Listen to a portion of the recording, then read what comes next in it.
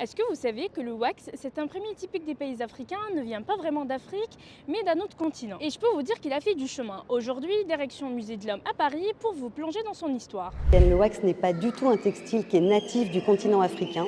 C'est un textile qui a été importé au moment de la colonisation en Afrique de l'Ouest et qui a été de ce fait aussi imposé par la colonisation sur le continent africain. Wax en anglais signifie cire. C'est un tissu dont l'ancêtre en fait est le batik, un tissu indonésien qui était teint comme ça avec des stylés ou des éléments teints par réserve à la cire. Et son histoire est dès le début en fait au carrefour de l'Asie et aussi d'Europe parce que ce sont les puissances coloniales européennes qui ont industrialisé cette fabrication et il est aussi africain parce qu'il a été donc importé en Afrique et adopté par des populations africaines.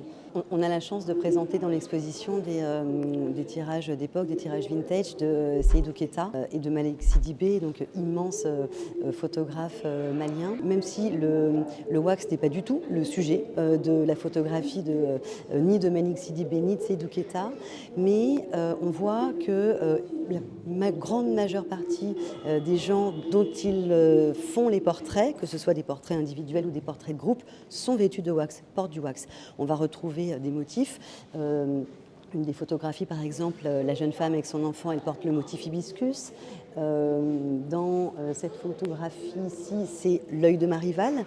Cette photographie-là est effectivement très, très connue. C'est un textile qui est effectivement très identifié à l'Afrique, qui peut l'être aussi de manière très stéréotypée, parce que bien évidemment qu'avant que le wax ne soit imposé sur le continent africain, les populations africaines étaient vêtues, et vêtues de manière très différente, avec, comme on le disait tout à l'heure, des textiles aussi natifs et traditionnels. Et il y a aussi un certain nombre de stylistes, de créateurs, qui rejettent aussi aujourd'hui l'utilisation du wax ou le port du wax pour ces questions justement d'appropriation culturelle. Nous, ce qu'on a souhaité montrer dans l'exposition, c'était pas de prendre parti pour les uns les autres, mais c'était d'aborder aussi cette question en montrant une pluralité de regards sur le wax, avec la présentation de photographes ou de stylistes qui vont à la fois s'en servir pour le questionner ou s'en servir justement en se le réappropriant tellement il est identifié au continent africain, s'en resservir aussi pour aborder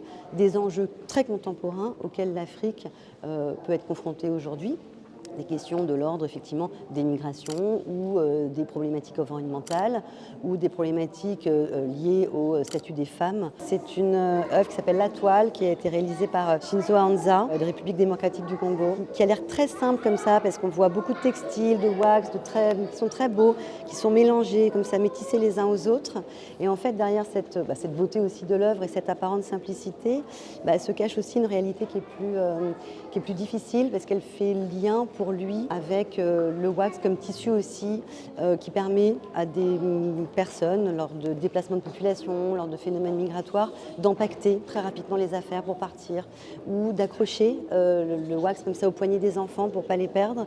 Alors on est dans une tonalité moins colorée, moins exubérante, mais en même temps ça permet aussi de montrer que le wax est aujourd'hui un textile qui est au carrefour d'enjeux contemporains et extrêmement contemporains.